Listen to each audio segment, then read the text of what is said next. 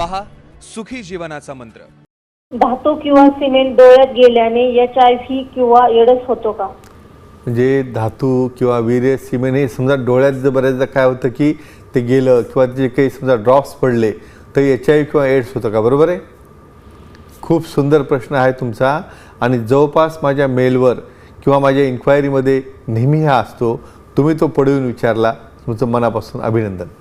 बघा, हे उदाहरण आहे जो आपण टॉपिक देतो त्या ठिकाणी त्यांची जागरूकता आणि क्युरिओसिटी। बघा, हे कोणी इमॅजिन करेल का की वीर्याचे फायदे तर आपण पाहिलेले, पण ज्या गोष्टीचे फायदे असतात त्याचे काही तोटे असतात का, सांगूया आपण। बघा मित्रांनो, एक गोष्ट महत्त्वाची लक्षात ठेवा की प्रत्येक गोष्ट ही लिमिटमध्ये असेल तर नॉर्मल असते, लिमिटच्या पलीकडे गेलं तर मग चांगली गोष्टसुद्धा ही वाईट व्हायला लागते।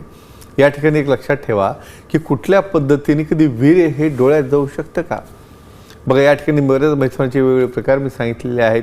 मुखमैथुन आहे, वजायनल इंटरकोर्स आहे, इतर सर्व प्रकार जरी असतील तरी हे आपल्या पार्टनरची संमती, पार्टनरची एन्जॉयमेंट आणि पार्टनरची परमिशन अतिशय महत्त्वाची असते।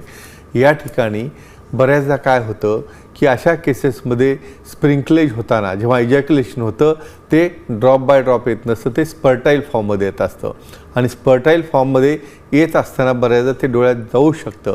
मग याला घाबरायचं का? अजिबात घाबरायचं नाही, पण केव्हा?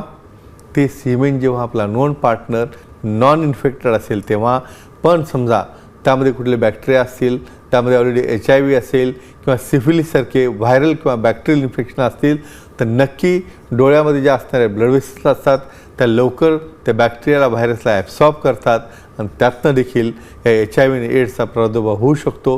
म्हणून महत्त्वाचं वाक्य सांगतो की आपला ओन, नोन आणि नॉन इन्फेक्टेड पार्टनर असेल तरच त्या ठिकाणी तुम्ही एकमेकाशी समागम करण्यामध्ये किंवा ॲक्टिव्हिटी करण्यामध्ये तुमच्या दोघांसाठी सेफ्टी असते।